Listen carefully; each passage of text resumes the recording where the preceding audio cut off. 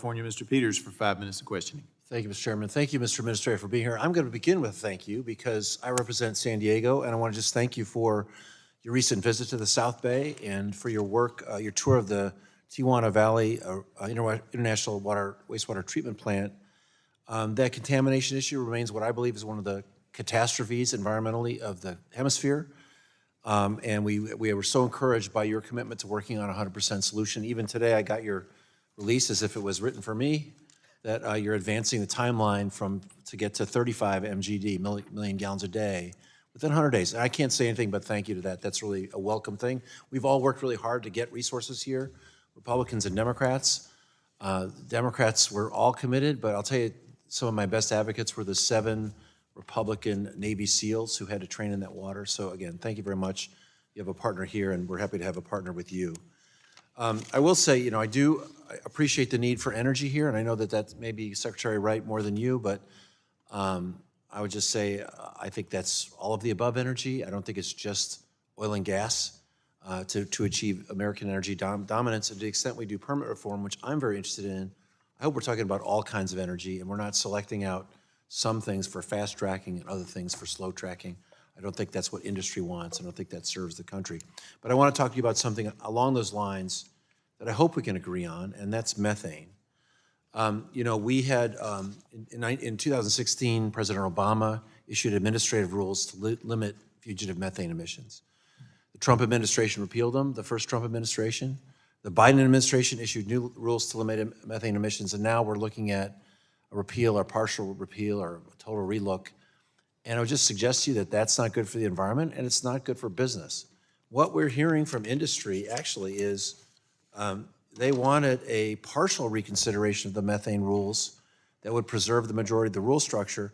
And either places like Exxon, Total Energy, Cheniere, AXPC, which represents 60% of U.S. production of oil and gas, they want strong rules on methane, and they want bipartisan and durable regulation. I think we have to do that with Congress, because when the Trump administration leaves, you're going to have potentially another administration that takes a whole different tack. And what we're hearing again and again is these producers need certainty. And I know you worked here. I know how frustrated you must have been from time to time when you couldn't get engagement from the administration on working out a rule. So I would suggest to you that if we could come up with a rule that regulated emissions, it could be emission specific, not technology directive, which the last 2 Democratic administrations put out there. Let industry figure out how to achieve an emissions target, give them an emissions target, give folks who have a hard time to comply assistance. We tried to do that in the IRA, give enough time to do it, but put enforceability in so that everybody's in the tent. I think we could come up with something that both protects the environment to the extent we're using oil and gas, but also helps business achieve what you say, unleash energy abundance or dominance, because they can't do that without certainty. Is that something that you think we could work together on? And I would just hope that we could do that together. Yeah, Congressman, I would be happy to sit down with you and to be able to hear your concerns and requests. We're at an early stage of the process that will include a public comment period. As we're going through the rulemaking, I have not prejudged outcomes of that rulemaking.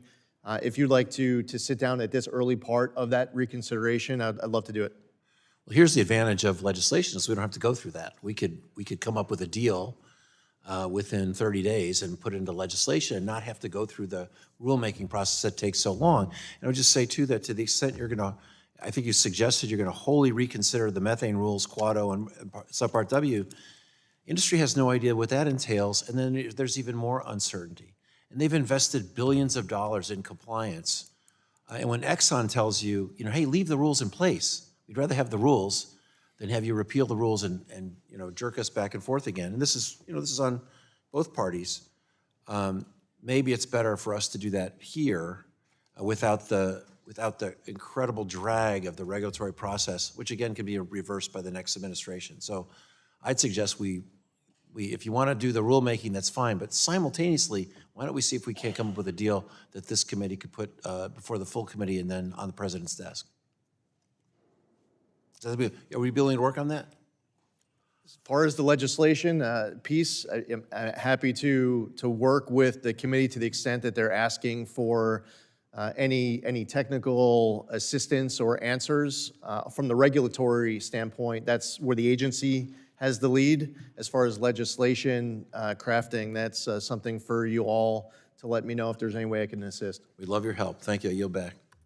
Gentleman yields back, now recognize the Vice Chairman of